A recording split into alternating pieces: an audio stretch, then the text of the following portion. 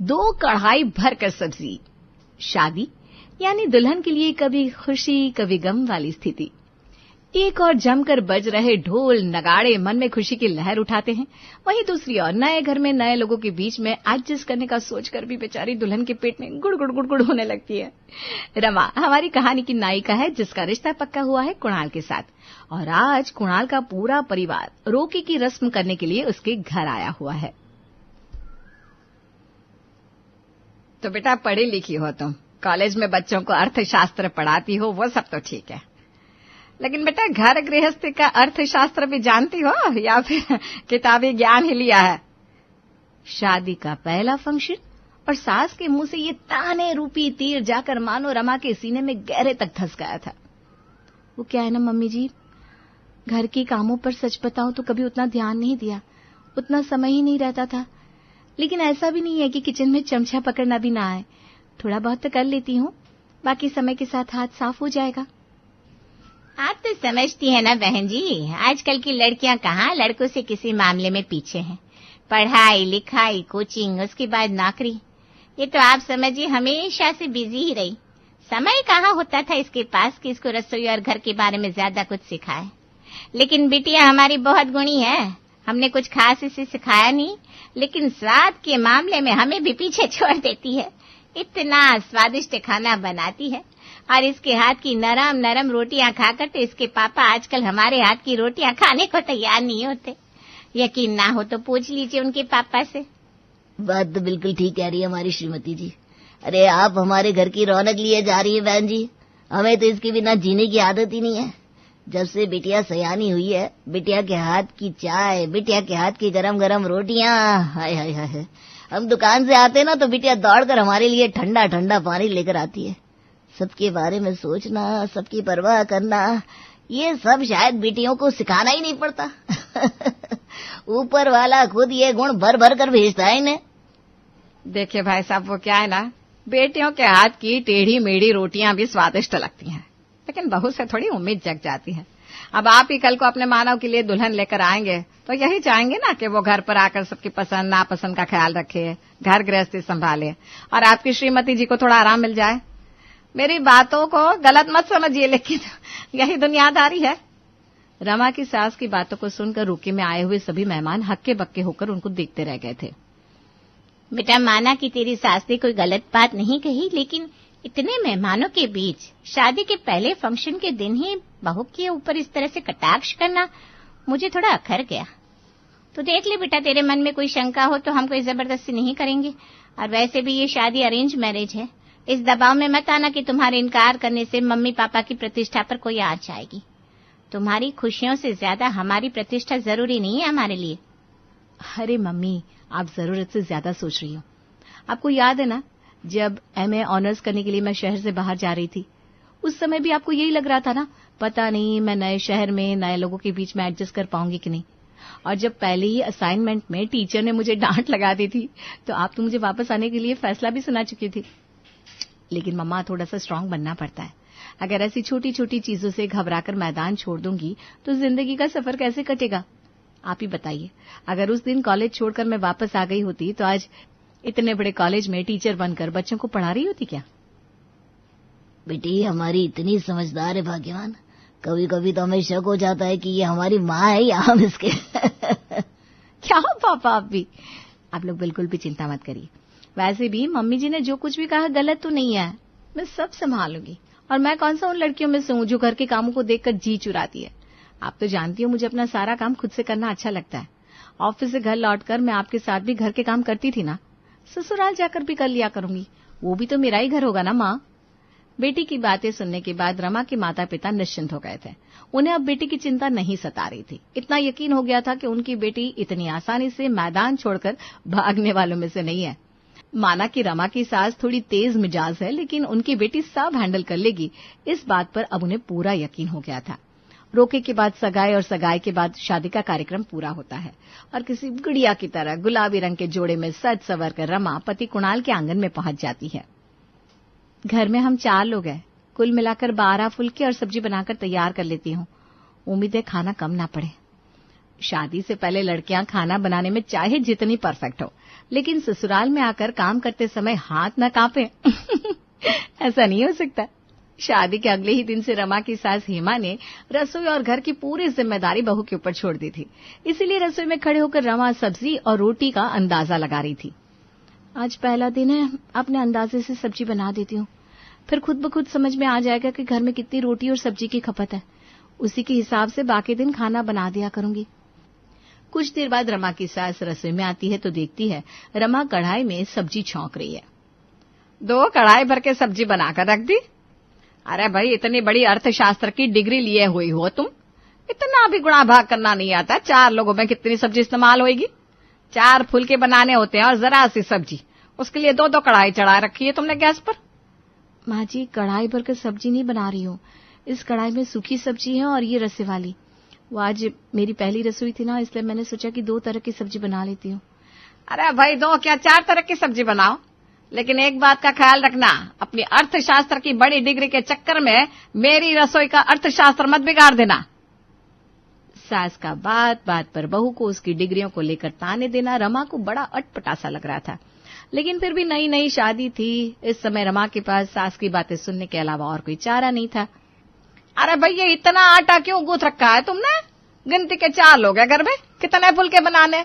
एक आधी रोटी मैं लेती हूँ, एक आधी तेरा ससुर जी, और मेरा कुणाल 2 रोटी उसकी। अरे बहू, क्या एक बार में 3 दिन का आटा लगा लिया तूने? नहीं माँ जी, वो आज पहला दिन है ना, इसलिए अंदाजा नहीं था कितने आटे की खपत होगी। आगे से मैं ख्याल रखूंगी।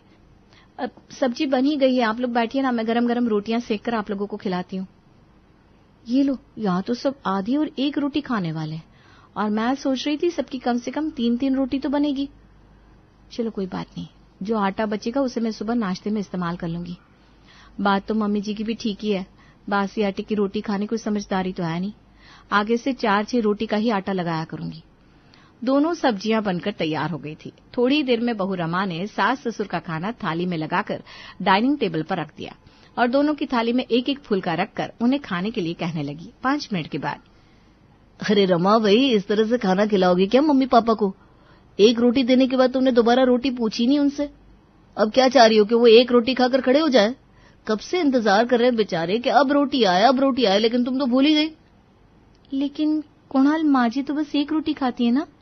एक तो तुमने उन्हें ठीक से खाना नहीं दिया, ऊपर से कह रही है वो 1 रोटी खाती है। इस घर में नई तुम आई हो, मेरा जन्म इसी घर में हुआ था। आज से पहले तो कभी मैं 1 रोटी खाकर नहीं उठी, और तुमने पहले ही दिन उन्हें सीधा 1 रोटी खाने के लिए कह दिया। कुणाल, तुम गलत समझ रहे हो, ऐसी कोई बात नहीं है जैसा तुम्हें लग रहा है। अरे रहने दो रमा, शादी के पहले दिन ही तुमने भेदभाव करना शुरू कर दिया। मेरी थाली में 2 रोटी रखी है और मम्मी पापा की थाली में सिर्फ 1 रोटी। हद हो गई भाई। मैं कभी सपने में भी नहीं सोच सकता था कि तुम्हारे जैसी पढ़ी लिखी लड़की इस तरह की हरकत करेगी। रमा समझ ही नहीं पा रही थी कि आखिर कुणाल को क्या कहे, कैसे समझाए कि अभी कुछ देर पहले सासू माँ ही उसे बता कर गई है कि वो और ससुर जी तो सिर्फ 1-1 रोटी खाया करते हैं। कुणाल के सामने रमा को नीचा दिखाने के बाद कुणाल की माँ और पापा एक के बाद एक रोटियां लेते जाते हैं और 3-3 रोटी खाने के बाद ही थाली सरकाते हैं। रमा का गूंथा हुआ सारा आटा खत्म हो गया था और कढ़ाई में बनी हुई सब्जी भी लगभग खत्म ही हो गई थी। 1-1 कटोरी सब्जी अपने लिए बचाने के बाद रमा ने लगभग सारा खाना डाइनिंग टेबल पर सर्व किया था, जिसे परिवार के सभी लोगों ने उंगलियां चाट कर खाया था। अगले दिन दोपहर में अंदाजा लग गया होगा ना परिवार में किसकी कितनी खुराक है। भगवान के लिए आज 2 कढ़ाई भरकर सब्जी बनाकर मत रख देना, पैसे कोई पेड़ पर नहीं लगते। मेरे पति और बेटे की दिन रात की मेहनत के बाद इस घर में खाना खाने को नसीब होता है, ऐसे ही बर्बादी नहीं होने दूंगी मैं। आप ऐसी बातें क्यों कर रही है माँ जी? मैं समझती हूँ कि खाने की बर्बादी करना कोई अच्छी बात नहीं है। मैं उतना ही खाना बनाने की कोशिश करूंगी जिससे सबको पूरा पड़ जाए और खाना बचे भी ना। रमा ने अंदाजे से लगभग 5 कटोरी सब्जी बनाकर तैयार कर दी थी। 1-1 कटोरी सबके लिए निकालने के बाद बची हुई सब्जी को भी उसने ले जाकर डाइनिंग टेबल पर रख दिया था, ताकि किसी को और लेने की इच्छा हो तो वो कटोरी से ले सके। आज तो बिल्कुल भी खाना एक्स्ट्रा नहीं बनाया मैंने। आज सासू माँ को कुछ भी बोलने का मौका नहीं मिलेगा, बल्कि आज तो मेरी तारीफ ही करेंगी वो कि एक ही दिन में मैंने कितना सटीक अंदाजा लगाया है। कुछ देर बाद सासू रसोई में आती है। ये लो, आज फिर कढ़ाई भरकर सब्जी बना दी तुमने। अरे भाई, 4 लोगों में सब्जी लगती कितनी है जो तुम इतना ढेर सब्जी बनाकर तैयार कर लेती हो? रमा समझ नहीं पा रही थी कि आखिर सासू माँ को परेशानी क्या है। आज तो खाना ज्यादा भी नहीं बना, फिर भी ताने मार रही है। फिर कुछ देर बाद सास हेमा खाना शुरू करती है और 5 मिनट के अंदर ही अपनी कटोरी में परोसी हुई पूरी सब्जी को खाकर सफा चट कर देती है और उसके बाद डाइनिंग टेबल पर रखी हुई एक्स्ट्रा सब्जी भी अपनी कटोरी में पलट लेती है। मम्मी जी, आपने बताया ही नहीं कि सब्जी कैसी बनी है, आपको पसंद तो आई ना? अरे बहू, इसमें पूछने जैसी क्या बात है? देख नहीं रही हो तुम्हारी सास कैसे उंगलियां चाट चाट कर सब्जी खत्म कर रही है? ऐसी कोई बात नहीं है, इसने बनाकर रख दी है 2 कढ़ाई भर के सब्जी, तो खानी तो पड़ेगी ना। अरे भाई, इनको तो आटे दाल का भाव समझ में नहीं आ रहा, लेकिन हमें तो पता है ना महंगाई आसमान छू रही है। सब्जी भाजी तेल सब कितना महंगा हो रहा है। ऐसे में सब्जी खत्म नहीं करूंगी तो ये तो ले जाकर कूड़े में पटक देगी। अब रोज रोज एक ही बात को कितनी बार समझाएगा कोई। कल भी समझाया था मैंने कि घर में खाना बनाने का कोई लंबा चौड़ा काम नहीं है। 4 फुलके सेंकने और 1 कटोरी सब्जी, उसी में सबका काम चल जाएगा। और मेरा क्या है, मैं तो ज्यादातर रात के समय खाना ही नहीं खाती हूँ। और कुणाल के पापा, इनको तो रात के समय दूध रोटी भी चल जाती है। बस कुणाल है जिसे रोटी सब्जी खाने का शौक रहता है। उसके लिए 2 आलू काटकर 1 कटोरी सब्जी बन जाए, उसी में काम चल जाएगा। लेकिन लग रहा है बहू ज्यादा ही बड़े घर से आ गई है। रोज तेल मसाले डालकर ढेर सारी सब्जी बनाकर रख देती है। अब मरता क्या ना करता, हमारे साथ तो वो स्थिति हो गई है। ना चाहते हुए भी कटोरा भर भर के सब्जी खानी पड़ रही है। शुरू में तो रमा को यही लगा था कि शायद 1-2 दिन में वो अपने ससुराल में एडजस्ट हो ही जाएगी, लेकिन शायद ये उसकी भूल थी। दिन गुजरते जा रहे थे, लेकिन रमा की सास का टेप रिकॉर्डर बंद होने का नाम ही नहीं ले रहा था। रमा के बने हुए खाने से वो कभी संतुष्ट नहीं होती थी। वो चाहे जितना भी कम खाना बनाए, सास का तकिया कलामाकर उसका मूड खराब कर देता था। अगले दिन सुबह, बहू ये कढ़ाई भर के पोहा किसके लिए बनाया तूने? अरे भाई, हम तो फल खाकर काम चला लेते हैं। आधी कटोरी पोहा कुणाल के लिए चाहिए था और आधी कटोरी तुम अपने लिए बना लेती। ये देखो बहू का हाथ कितना बड़ा खुला है, जो बनाती है कढ़ाई भर भर के बनाती है। माँ जी, अगर आपको पोहा नहीं खाना तो आपके लिए सेब काट दूं? पोहा मैं शाम को खा लूंगी। अरे छोड़ अब से, फिलहाल पोहा ले आ। अब बना दिए तो कूड़े में फेंकने से तो कोई फायदा नहीं है, मन मार कर खा लेंगे और क्या। शादी के बाद 10 दिनों के अंदर ही रमा को इतना समझ में आ गया था कि सास हेमा देवी को सब्जी, पूरी, पराठा सब कुछ खाने का शौक तो बहुत है और रमा के हाथ का बना हुआ स्वादिष्ट खाना वो खूब चटकारे लेकर खाती भी है। लेकिन इस बात को कभी स्वीकार नहीं करती कि बहू के हाथ में स्वाद भी अच्छा है और रसोई के अर्थशास्त्र में भी उसका हाथ सधा हुआ है। इसलिए तारीफ करने के बजाय वो सिर्फ और सिर्फ कमियां ही गिनाती रहती। ये सासू माँ का 2 कढ़ाई सब्जी और 4 फुलके का डायलॉग तो बीमारी की तरह मेरे दिमाग में फैलता जा रहा है। इसे रोका नहीं तो नासुर बन जाएगी ये समस्या। रमा, अब तुझे अपना कमाल दिखाना ही पड़ेगा। बहुत बनली तू सीधी सादी अबला नारी। शाम के समय रमा 1 कटोरी सब्जी और गिनकर 6 फुलके बनाकर रख लेती है। अरे बहू, 8:30 बज गए, खाना लगा दो भैया। अब और कितना इंतजार कराओगी? समझ नहीं आता इतनी देर तक रसोई में करती क्या रहती है ये लड़की। अरे हमारे घर में काम ही कितना है, 4-6 फुलके बनते हैं, 1 कटोरी सब्जी, उसमें भी 8:30 बजा देती है रोज रोज। रमा कुछ ही देर में डाइनिंग टेबल पर सबका खाना लगाने लगती है। सास के सामने वो फ्रूट्स काट के रख देती है और ससुर जी को 1 गिलास दूध के साथ प्लेट में 1 रोटी रखकर पकड़ा देती है और उसके बाद अपने और कुणाल के आगे सब्जी रोटी सर्व करने के बाद बड़े आराम से खाने बैठ जाती है। ये क्या तरीका है बहू? तुम रोटी सब्जी खाओगी और हम ये सब खा के गुजारा करेंगे? क्या भाई, घर में आटा खत्म हो गया है क्या? और मेरे लिए लगता है सब्जी कम पड़ गई है जो आज मुझे दूध से रोटी थमा दी तुमने। नहीं मम्मी जी, ऐसा बिल्कुल भी नहीं है। ना तो घर में आटे की कमी है ना सब्जी की। लेकिन मम्मी जी कहती हैं कि मैं रोज 2 कढ़ाई भर के सब्जी बना देती हूँ, जिसके चक्कर में सबको मन मारकर इतना ढेर सारा खाना खाना पड़ता है। अब सासू माँ की बातों को ध्यान में रखकर आज मैंने उनके लिए फ्रूट सलाद बनाया है। और पापा जी, जिस दिन से मेरी शादी हुई है ना, रोज मम्मी जी कहती हैं आपको तो रात को दूध रोटी ही चलती है। मैं सब्जी रोटी खिला खिलाकर आपका पाचन खराब कर रही हूँ। इसलिए मैंने सोचा कि मैं इस घर की बहू हूँ, कब तक मैं अपनी मनमानी करती रहूंगी। आखिर आज नहीं तो कल मुझे घर के तौर तरीकों को अपनाना तो पड़ेगा ही ना। इसीलिए मैंने आज से ही अपने अंदर सुधार लाने का निर्णय ले लिया है। रोज मम्मी जी यही कहती है ना, मैं इतना भारी भरकम खाना बनाकर रख देती हूँ कि वो फल फ्रूट खा ही नहीं पा रही, जिसकी वजह से इतने महंगे फ्रूट टोकरी में पड़े पड़े सड़ रहे हैं। इसीलिए मैंने सोचा माँ जी फल खाकर अपनी सेहत पर ध्यान दे, ये ज्यादा बेहतर होगा। ध्यान से देख लीजिए माँ जी, कोई शिकायत का मौका तो नहीं मिलेगा आज आपको। देखिए मैंने गिनकर ना 6 फुलके और 1 कटोरी सब्जी ही बनाई है। अरे कुणाल, तू क्या खा रहा है बेशरम? तेरे माँ बाप कैसे रूखा सूखा खाना खा रहे हैं और तुम दोनों मियाँ बीवी मटर पनीर खाकर दावत उड़ा रहे हो? मम्मी, आपकी उम्र में खाने पीने को लेकर आपके साथ जोर जबरदस्ती ठीक नहीं है। वो क्या ना, बेचारी रमा कई दिन से परेशान थी, तो जब उसने अपनी समस्या मुझे बताई तो मैंने इसे समझाया, मम्मी जी को जो पसंद है तुम वही बना कर दिया करो ना। और वैसे भी रोज रोज इसके ढेर सारा खाना बना देने के कारण आपको कितना स्ट्रेस हो जाता था। आपको पता भी है आजकल आधी से ज्यादा बीमारियों की जड़ ये बेवजह का तनाव है। अब आप ना बिल्कुल निश्चिंत हो जाइए मम्मी। आज से रमा तीनों टाइम सिर्फ 1 कटोरी सब्जी और 4-6 फुलके बनाया करेगी।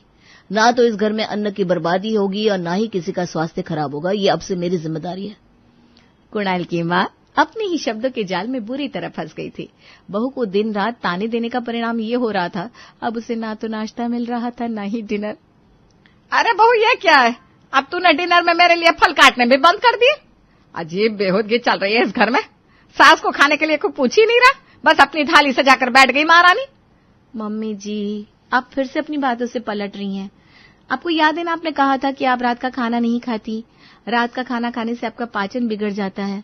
तो बस मैंने सोच लिया आपकी सेहत में बिगड़ने नहीं दूंगी, चाहे जो हो जाए। इसीलिए मैंने सोच लिया कि आज से आप दिन में सिर्फ 2 वक्त का खाना खाएंगी। अरे बहू, भाड़ में गया ये नियम कानून।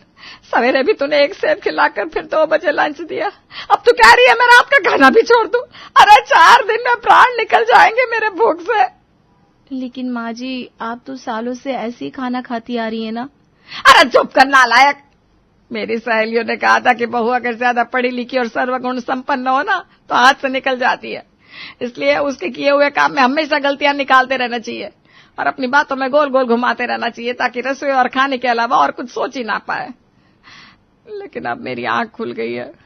आज के बाद मैं तेरे किए हुए काम में कोई कमी नहीं निकालूंगी। भगवान के लिए मुझे खाना ला कर दे दे, मुझे चक्कर आ रहा है।